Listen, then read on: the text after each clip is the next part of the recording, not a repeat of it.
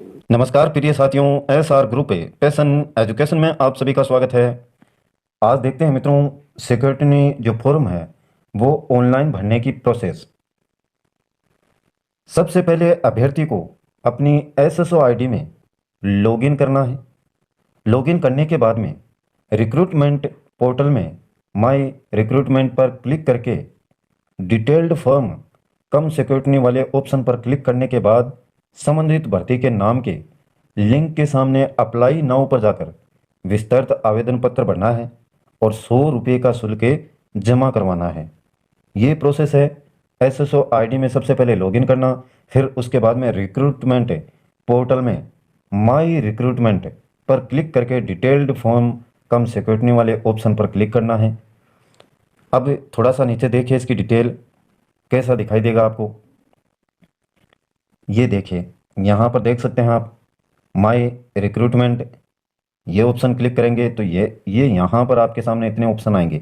यहाँ पर आपको करना है डिटेल्ड फॉर्म कम सिक्योरिटी। और ये देखिए यहाँ पर जो दिखा रखा है, primary school teacher general special education level first class first to 5 direct recruitment 2022। और स्टार्ट डेट दे रखी है इसमें 21 जून 2023 से 30 जून 2023 तक। इसके बाद में जब आप अप्लाई नाउ पर क्लिक करेंगे तो सिक्योरिटी ने जो फॉर्म है वो ओपन हो जाएगा और उसमें किस प्रकार से भरना है वो आज जानते हैं। देखिए मित्रों, इसमें मित्रों सिक्योरिटी फॉर्म एजुकेशन डिटेल, यहाँ पर बेसिक डिटेल हैं, qualification detail, experience detail, identification, enclosure, application checklist है, क्वालिफिकेशन डॉक्यूमेंट हैं। ये चीज़ें यहाँ पर देखने को मिलेंगी। शैक्षणिक योग्यता, इस प्रकार का कॉलम आपको दिखाई देगा मित्रों। यहाँ पर परीक्षा जो उत्तीर्ण की है उसकी संख्या कितनी है, बोर्ड विश्वविद्यालय का नाम, बोर्ड या विश्वविद्यालय का नाम, ऐच्छिक विषय कितने हैं आपके और वर्ष कितने में पास किया है आपने, अनुक्रमांक ये 5 नंबर कॉलम है, फेस डिटेल ये 6 नंबर है, रिजल्ट टाइप 7 नंबर, कुल अंक ये 8 नंबर और जो भी प्रतिशत है आपके 9वां कॉलम ये दे रखा है, परीक्षा जो उत्तीर्ण की है। तो इस परीक्षा का नाम, जैसे 10th क्लास है आपकी, matric, high school, secondary, board या विश्वविद्यालय का नाम, तो ये देख सकते हैं आप यहाँ पर। ऐच्छिक विषय आल करना है 10th में और वर्ष जिस भी वर्ष में किया आपने, यहाँ पर अनुक्रमांक ये लिखे हुए हैं हालांकि, लेकिन आपके जो भी रोल नंबर हैं वो आप लिख सकते हैं यहाँ पर। क्लिक टू फैच, यहाँ पर क्लिक करना है फैच डिटेल के लिए, तो अपने आप कंप्यूटर यहाँ पर ले लेगा। रिजल्ट टाइप परसेंटेज, और जितने में से हैं उतने आपके यहाँ पर परसेंटेज शो हो जाएंगे। ये फैच होगा डाटा। इसी प्रकार से ये डिटेल आपको भरनी है मित्रों, पूरी की पूरी। देखिए, ये 12th की आ जाएगी, जो भी बोर्ड है आपका, सब्जेक्ट और ईयर कौन सा है, रोल नंबर कितने हैं आपके, फैच करना है डाटा को। स्नातक, बीए, बीकॉम, बीएससी इनके भर सकते हैं। अगर आपने पीजी भी कर रखा है तो उसकी डिटेल यहाँ पर आप भर देंगे। बीएड है उसकी डिटेल यहाँ पर भरनी है। अलग अलग कॉलम दे रखे हैं। पात्रता परीक्षा नेट, सेट, गेट, केट अगर ये आपने कर रखी है तो इसकी डिटेल यहाँ पर भरनी है। सभी कर रखे हैं तो यहाँ पर और भी नीचे कॉलम खाली दे रखे हैं, उनमें आपके द्वारा डिटेल भरी जा सकती है। इसके बाद में अगले पेज पर दे रखा, देखिए, शिक्षा संबंधी प्रमाण पत्र। आवेदक यदि अपेक्षित शैक्षणिक अर्हता उत्तीर्ण नहीं है किंतु आवेदन के अंतिम तिथि तक उसकी परीक्षा में सम्मिलित हुआ है या हो रहा है, आवेदन की अंतिम तिथि तक अगर उसकी परीक्षा में शामिल हो रहा है तो शिक्षा संबंधी जो प्रमाण पत्र हैं वो आपको करने हैं। क्लिक कर देना है इसको। इंटर्नशिप यदि लागू हो, उपाधि या डिप्लोमा, उसका वर्ष, माह और दिन यहाँ पर आपको भरने हैं। रजिस्ट्रेशन विवरण यदि लागू हो, मेडिकल काउंसिल है, राजस्थान नर्सिंग काउंसिल है तो उस संस्था का नाम, रजिस्ट्रेशन नंबर, रजिस्ट्रेशन दिनांक, मान्यता अवधि महीने में और विशेष विवरण। यदि आपको कभी आयोग द्वारा दंडित, पदच्युत, ब्लैकलिस्ट भी वर्जित किया गया हो तो उस परीक्षा का नाम, वर्ष एवं उसके कारण उल्लेख करें। अगर ऐसा है तो मित्रों आप इसको क्लिक करेंगे और फिर उसकी डिटेल भर देंगे। अगर नहीं है तो इसको खाली आपको छोड़ना है।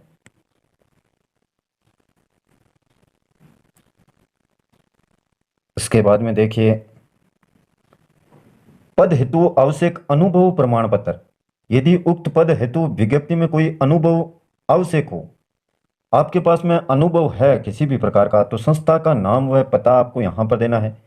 संस्था का पंजीयन नंबर आपके अनुभव प्रमाण पत्र में आता है तो वो दे सकते हैं। पंजीयक विभाग, अनुभव अवधि महीने में कितनी है या साल में है, वो विवरण, विशेष विवरण में आप दे सकते हैं।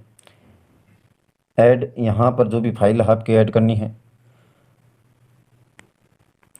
आगे दे रखा है अतिरिक्त विस्तृत सूचना।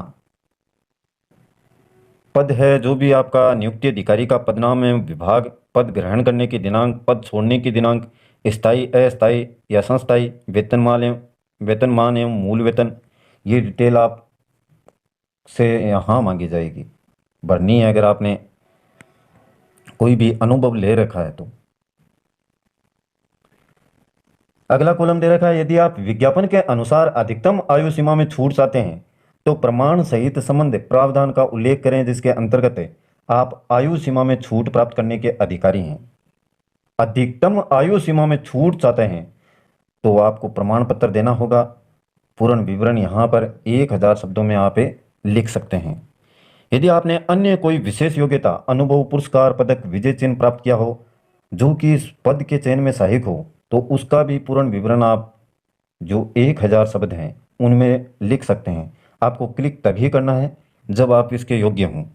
यदि आपने ऐसा कोई शोध किया हो या आपकी कोई पुस्तक या शोध पत्र प्रकाशित हो जो कि इस पद के चयन में सहायक हो तो उसका भी विवरण आपके द्वारा 1000 शब्दों में दिया जा सकता है, अन्यथा आपको क्लिक नहीं करना है।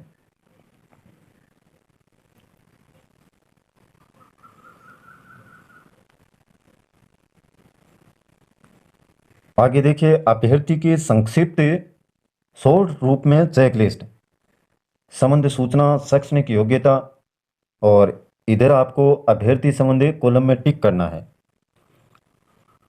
ए ऑप्शन में दे रखा है अभ्यर्थी की अनिवार्य शैक्षणिक योग्यता में विज्ञप्ति में निर्धारित योग्यता के सर्वथा अनुरूप है या उससे भिन्न किंतु समकक्ष है, तो सर्वथा अनुरूप है, उससे भिन्न है तो इस पर टिक करना है।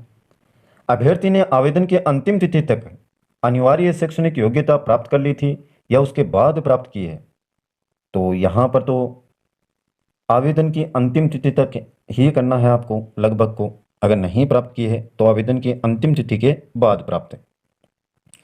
शैक्षणिक योग्यता यानी आपके पास में आवेदन किया उस समय मार्कशीट है, डिप्लोमा, डिग्री जो भी है वो आपके पास हैं। यदि अभ्यर्थी द्वारा आवेदन के समय अनिवार्य शैक्षणिक योग्यता में उत्तीर्णता प्राप्त नहीं की गई थी तो क्या अभ्यर्थी आवेदन की तिथि उस परीक्षा के अंतिम वर्ष के पाठ्यक्रम की परीक्षा में सम्मिलित हो चुका था, तो अंतिम वर्ष के पाठ्यक्रम की परीक्षा में सम्मिलित है। अगर नहीं सम्मिलित थे आप जो पाठ्यक्रम है उसमें, तो अगले कॉलम पर टिक करना है। क्या अभ्यर्थी द्वारा अनिवार्य शैक्षणिक योग्यता आयोग की परीक्षा की तिथि तक उत्तीर्ण कर ली गई थी, साक्षात्कार की स्थिति में साक्षात्कार की तिथि तक, तो परीक्षा की तिथि तक उत्तीर्ण कर ली थी, ये कॉलम भरना है, अन्यथा नहीं। और ई कॉलम दे रखा है केवल साक्षात्कार के अंक से चयन की स्थिति में क्या अभ्यर्थी अनिवार्य शैक्षणिक योग्यता साक्षात्कार की तिथि तक उत्तीर्ण है, तो ये तो आपका होता ही नहीं है जहां तक मैं समझता हूं। रीट के विद्यार्थी साक्षात्कार के आधार पर आपको चयन जो अंक हैं वो निर्धारित नहीं किए जाते हैं, आपका लिखित एग्जाम होता है, तो ये कॉलम आपको खाली छोड़ना है मित्रों। इसके बाद में आपकी कैटेगरी, अभ्यर्थी आवेदन व प्रवेश पत्र पर अंकित अपनी श्रेणी में ही या उससे भिन्न श्रेणी में है। आवेदन या प्रवेश पत्र पर जो आपने श्रेणी कैटेगरी अंकित की है क्या उसी श्रेणी में है, तो आपको लिखना है उसी श्रेणी में। यदि अभ्यर्थी आरक्षित श्रेणी का है तो क्या वह आवेदन की तिथि से पूर्व अपनी आरक्षित श्रेणी में आ चुका था या उसके बाद सम्मिलित हुआ? बहुत से साधारण से सवाल हैं, आप आसानी से इनके जवाब क्लिक करेंगे। यदि अभ्यर्थी आरक्षित श्रेणी का है तो क्या उसने राजस्थान का मूल निवासी होने का साक्ष्य प्रस्तुत किया है? हाँ, अगर उसने किया है तो राजस्थान का मूल निवासी है, अन्यथा राजस्थान का मूल निवासी नहीं है। अन्य राज्यों के लिए है। डी ऑप्शन दे रखा है टीएसपी एरिया के निवास संबंधी केवल टीएसपी क्षेत्र की भर्ती हेतु लागू, तो इसमें नहीं करना है, राजस्थान के जो निवासी हैं यहाँ के। यदि अभ्यर्थी आरक्षित श्रेणी का है किंतु उसका जन्म राज्य से बाहर हुआ है तो क्या उसने अपने मूल राज्य में भी उसी आरक्षित श्रेणी में होने का साक्ष्य प्रस्तुत किया है? यदि अभ्यर्थी आरक्षित श्रेणी का है किंतु उनका राज्य जो जन्म है वो राज्य से बाहर हुआ है तो इसी के आधार पर आपको टिक करना है कैसी आपकी स्थिति है। इसके बाद में दे रखा है मित्रों अनुभव। यदि परीक्षा में कोई अनुभव संबंधी योग्यता निर्धारित की है तो अभ्यर्थी ने उसका अर्जन शैक्षणिक योग्यता के उपरांत किया है या उससे पूर्व किया है। शैक्षणिक अनुभव से संबंधित कोई योग्यता आपके पास में है, वह आवेदन से पहले का है या आवेदन के बाद का, ये आप यहाँ पर सुनिश्चित करेंगे।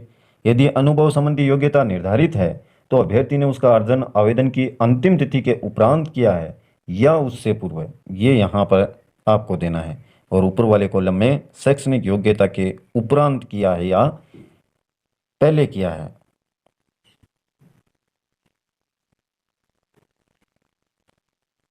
क्या अनुभव संबंधी योग्यता विज्ञप्ति में निर्धारित योग्यता के सर्वथा अनुरूप है या उससे भिन्न किंतु समकक्ष? अनुभव संबंधी योग्यता विज्ञप्ति में निर्धारित योग्यता के सर्वथा उसी के अनुकूल है, अनुरूप है या उससे भिन्न, तो जैसी भी आपकी स्थिति है उसी के अनुसार भरेंगे। आयु, अभ्यर्थी की विज्ञप्ति में निर्धारित तिथि को आयु क्या है, यानी 1 जनवरी 2024 तक है, आपकी आयु क्या है वो आप डिटेल में भरना है। कहाँ तक? 1 जनवरी 2024 तक कैलकुलेट करनी है आपको। विज्ञप्ति अनुसार निर्धारित तिथि की आयु न्यूनतम इतनी होनी चाहिए और अधिकतम 40, इसके बीच में है तो यही आपको भरना है। और ये कुछ छूट भी है। अधिकतम आयु सीमा में विविध श्रेणियों वर्ग के लिए दे छूट के सामान्य प्रावधान। अभ्यर्थियों का वर्ग अधिकतम आयु में दे छूट वर्षों में अभ्यर्थियों को टिक करना है। देखिए, राजस्थान राज्य के अनुसूचित जाति जनजाति एवं पिछड़ा वर्ग के पुरुष अधिकतम आयु में छूट है 5 वर्ष, यहाँ पर टिक कर सकते हैं अगर छूट आपने ली है। राजस्थान की अनुसूचित जाति जनजाति एवं पिछड़ा वर्ग की महिलाओं के लिए 10 वर्ष की अधिकतम आयु में छूट है। सामान्य वर्ग की महिलाओं के लिए 5 वर्ष है। विधवा एवं विच्छिन्न विवाह महिला कोई अधिकतम आयु सीमा लागू नहीं है मित्रों। सामान्य जनरल के लिए 10 है, निःसंजन में पिछड़ा वर्ग के लिए 13 और ये 15 दे रखी है।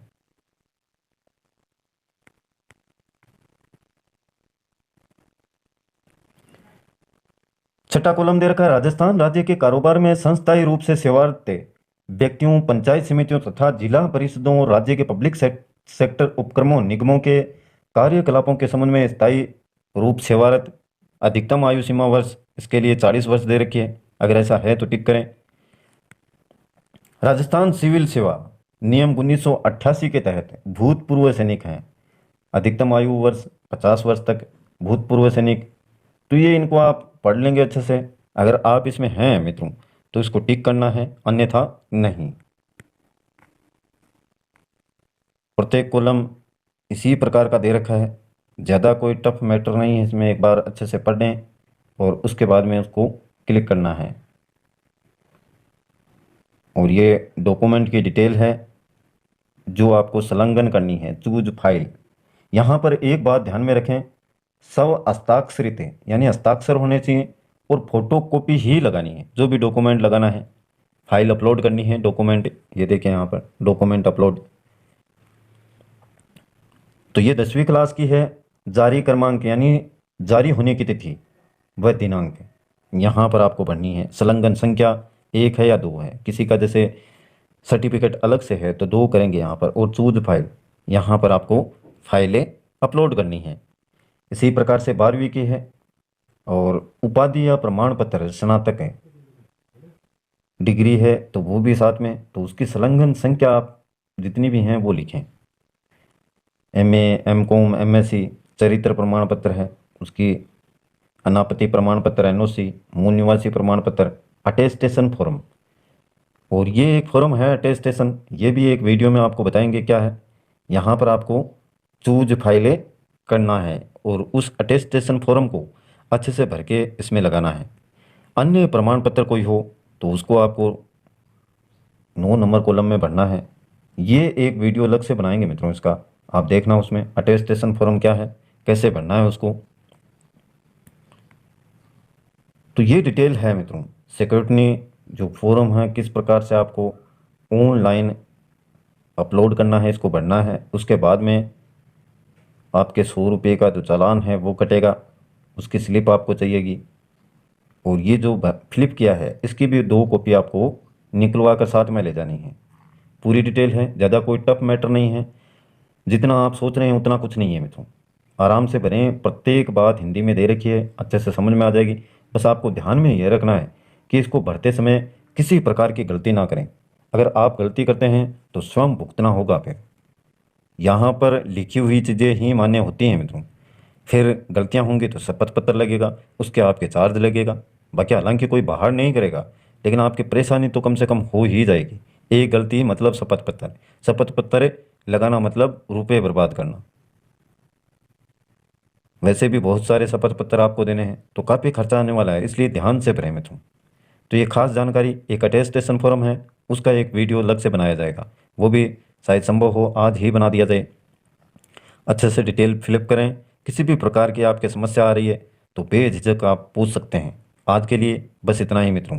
वीडियो अच्छा लगे तो लाइक करना, वीडियो को शेयर कर दें, और चैनल को सब्सक्राइब नहीं किया है तो वो भी कर दें, जिससे आने वाले प्रत्येक वीडियो के नोटिफिकेशन आपके मोबाइल की होम स्क्रीन पर आपको लगातार मिलते रहें। जय हिंद, जय भारत।